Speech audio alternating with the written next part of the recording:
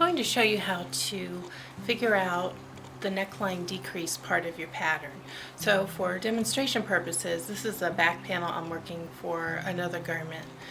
So what you're going to do is take your back panel, hold it up to your shoulder. Doesn't have to be all the way up at the seam because you're going to have 4 rows of half double crochet up here that are joining the shoulder and the back panel. But just get it up high enough, kind of at the neck. And you can see if our 2 front panels met here without a decrease, that's not a very attractive look. So we're going to be working a decrease here on each of the front panels. So get your back piece up, see from the image where to start, which is right here at the upper third of your bust line. Count from there how many rows from here to here, and that's going to be where you will start your decrease. And I worked up a size small just to show you what a difference it will be because I'm not a size small and I'm 5'11". This would be for someone who is more petite, maybe 5 feet to 5'4", or even actually more petite than that. This would be just fine. Right, so this is 12 rows. You see in the pattern, if you start at row 12, you're going to have about a 3.5 inch decrease from your breastbone to your shoulder. As it works up, it's going to go in like this. So here's the shoulder, 12 rows. See how high up it is.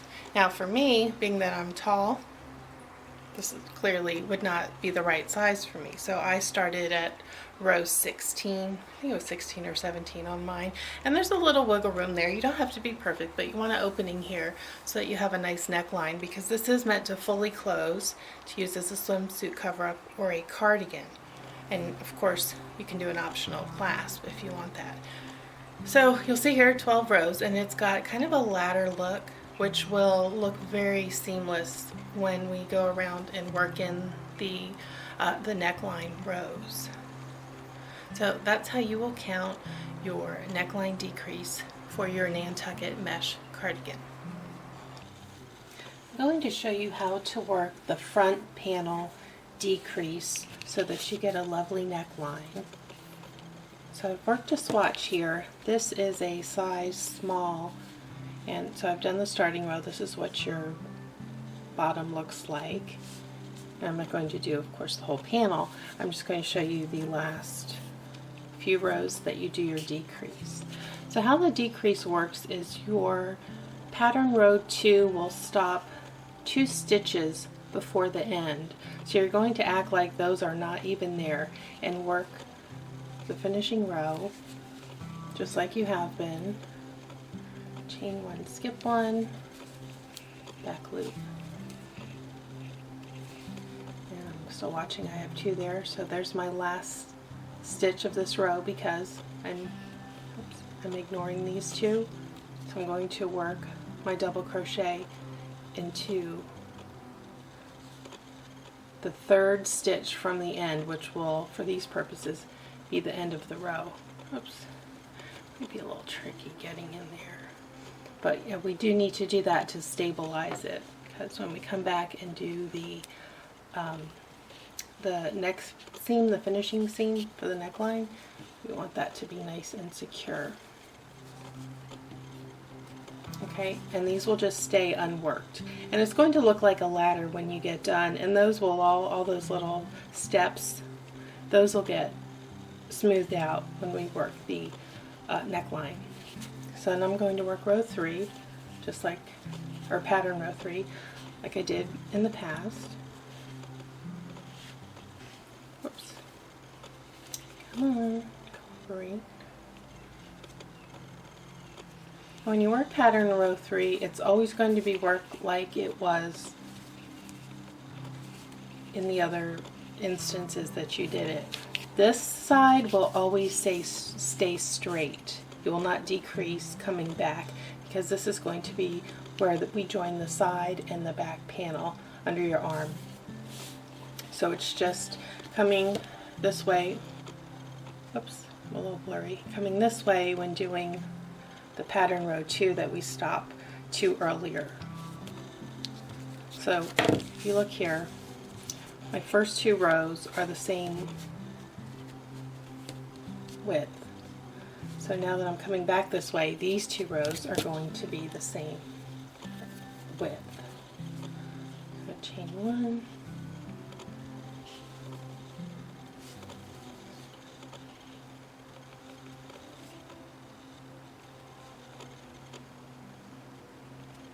And I'm working this demo in 100% cotton, just for people that don't necessarily want that shiny look of the Nubu yarn that I used in the demo piece. I like both. I'm a big fan of cotton yarn. Nice and cool, but the Nubu is a nice change and it's perfectly comfortable in warm weather, just like cotton. I have worn it out in full sun and it felt just fine. I wasn't any warmer with it on than I was without it on. Okay, I will see you back at the end of this row, and I'm going to do a few more just so that you're comfortable. This is easy to do, but it might feel a little strange at first. Alright, so I'm at the end of the row, and I'm going to work my full double crochet in the end stitch, because I'm working all the way to the end on this side. This side is straight, this side is starting to get the little ladder looking slant. And I'll work pattern row 2, chain 2, oops, turn my work,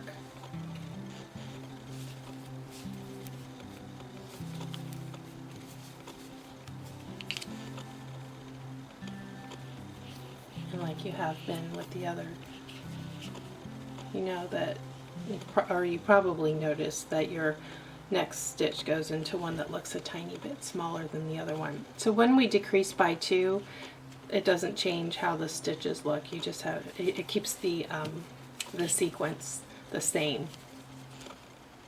You're just doing fewer stitches per row till we get up to the shoulder. I'm working my way back.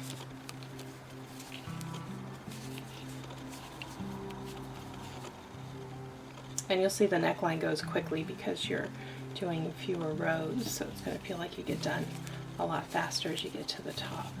And it gets exciting because you start to put the pieces together so that they look like a garment as soon as you get your 2 front panels done.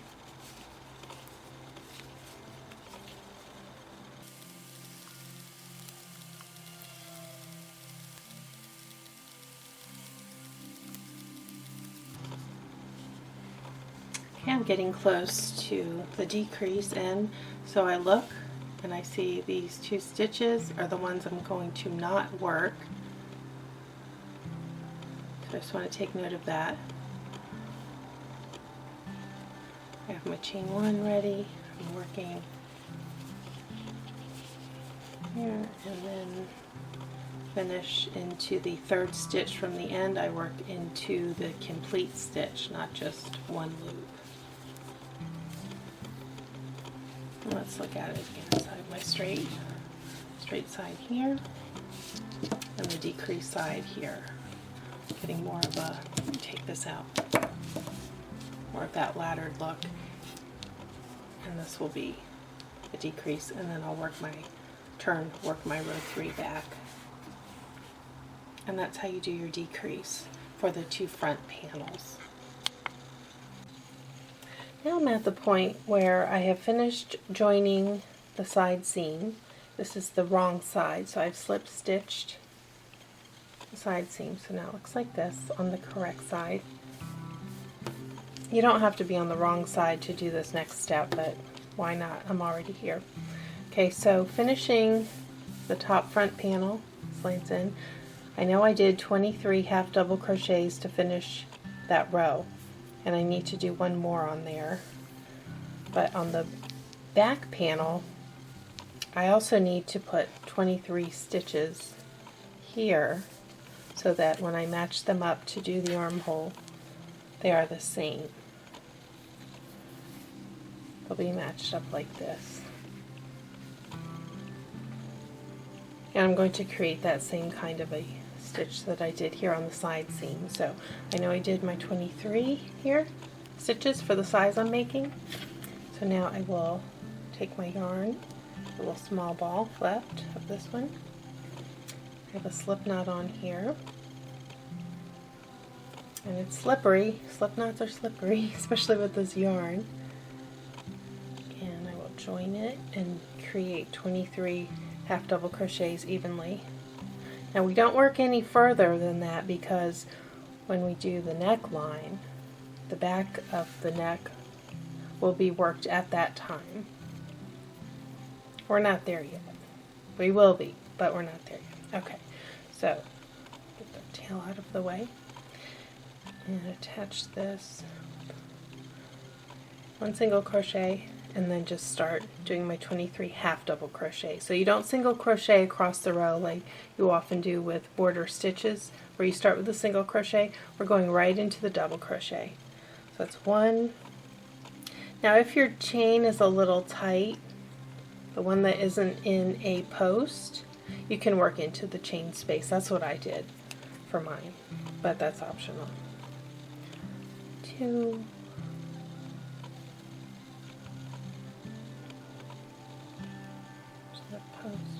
so I'm doing 23 and 2 rows. So chain 1, turn, and then do 23 back. And then I'm going to join the shoulder.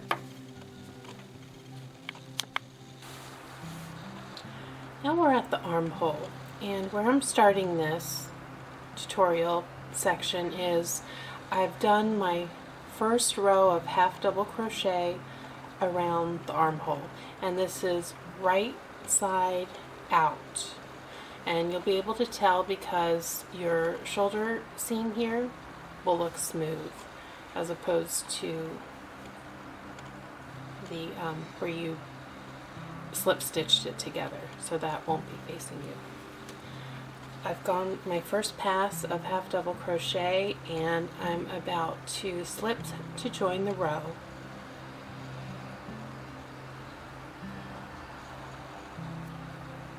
I'm going to crochet 1, so we're going to immediately start a decrease. And with women having different sized arms where you carry your weight, things of that nature, you can reduce your rows or decrease as many times as you want to get the fit that you want.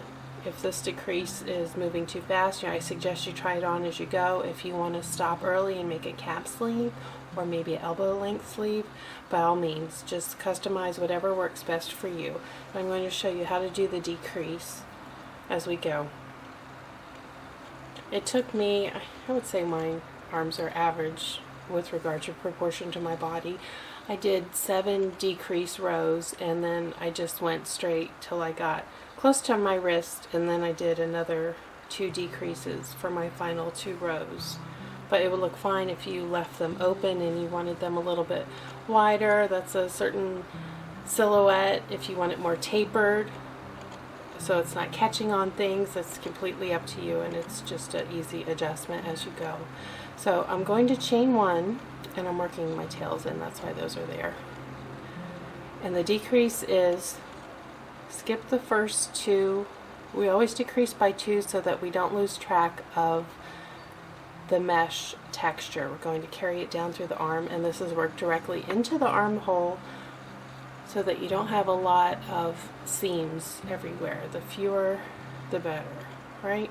Okay, so I'm skipping the first 2 and I'm going to start the pattern 2 row that we did for the other pieces. So skip first 2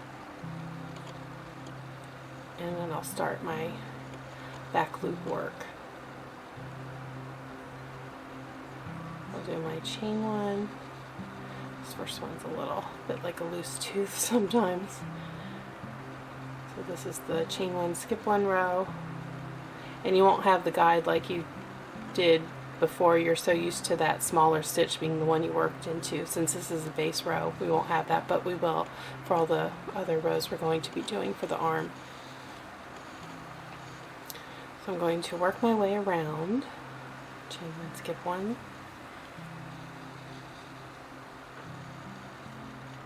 Oops. through. And I'll meet you back at the end of this row and show you how to join the row to keep that nice, smooth, even transition.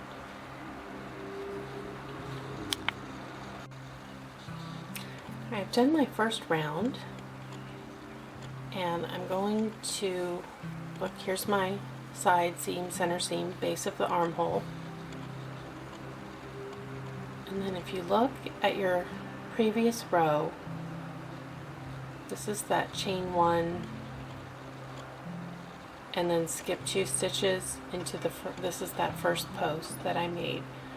So I'm going to go into that space before the post, slip my stitch there,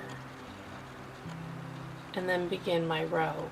But since I am still decreasing, and it's up to you if you want to keep decreasing at this point depending on your arm width.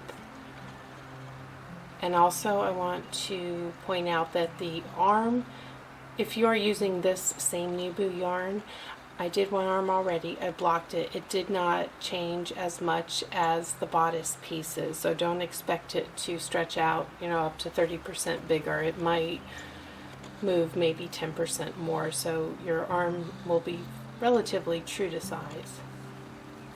Okay, so I worked into that space, and now here you see that first post I had. I'm going to yarn over, skip the first 2 stitches, and then I'll do my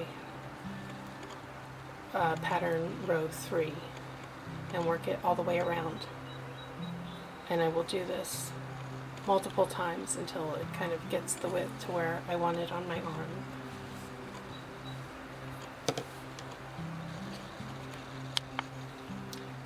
So let me pull this out and show you what to do if you are not doing a decrease, or when you're done decreasing several rows and you want to just maintain.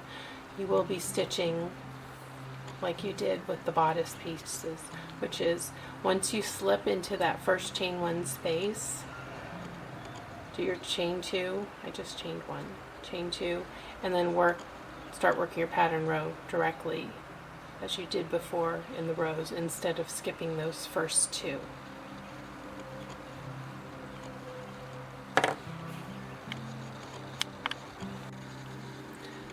So now we're working on the neckline.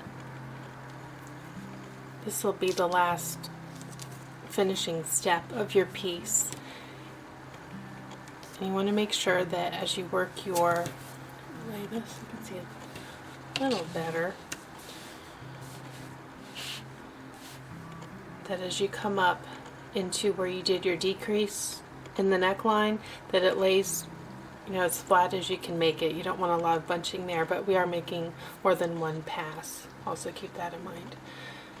So the neckline, we want to start rounding it and not just leave it a big open square, or else it's going to fall off.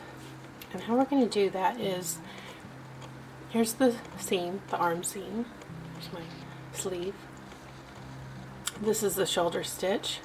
So just as you come away from the last stitch, or rather the you did the 2 rows at the top of each shoulder section, join them. So at the end of those 2 rows is when you're going to start doing a decrease for that rounding. So plan as you go to make 2 half double crochets in each of these squares across the back, but not at the first 6. So the very first stitch you do here, as you come off the shoulder seam, you're going to half double crochet 2 together, and you will do that for the first 6 squares that you see. Then work your half double crochets across the back, and then I've stopped a little bit, oops, this came loose, there we go, and I've marked my last 6 squares, so that as I work them, I'll do the same thing. I'll be doing the decrease, which is half double crochet 2 together for those 6, and then again at the curve before I come to the next shoulder seam, and work my way down the front of this piece. So let me just do those now, demonstrate. Okay, I've done 2 on that square, so let me do 2 here.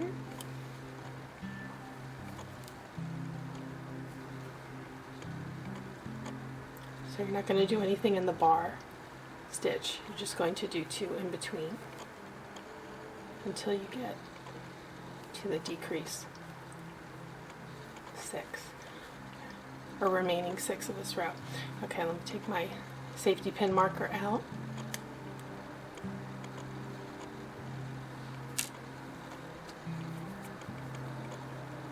So yarn over, going once, going, oops, twice, finish. Next one, going once, up again, twice, pull through all, oops, there we go, and again,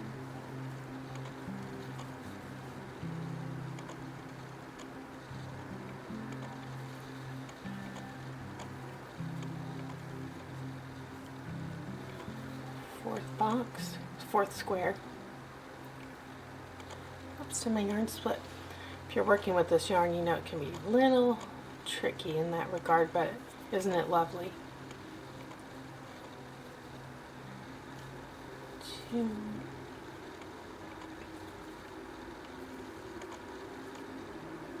And if I don't work 2 into each, it's going to look kind of bunchy around the neck. And that's not cute, is it? Okay, once more, and then I'll do 2 single crochets together here at the seam. I haven't woven in my ends yet, that's why those are there. So, whoops, I yarned over. So grab one, and then work into one of those right there at the edge. Seam stitches, pull up 3 on my loop, pull all the way through, and then I'll continue my half double crochets. May as well work these threads under while I'm here, right?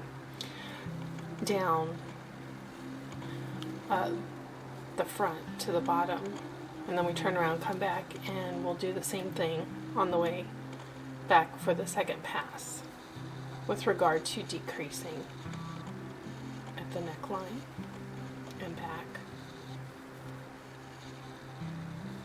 Okay, so that's how you do the decrease on the back of the neck and shoulder.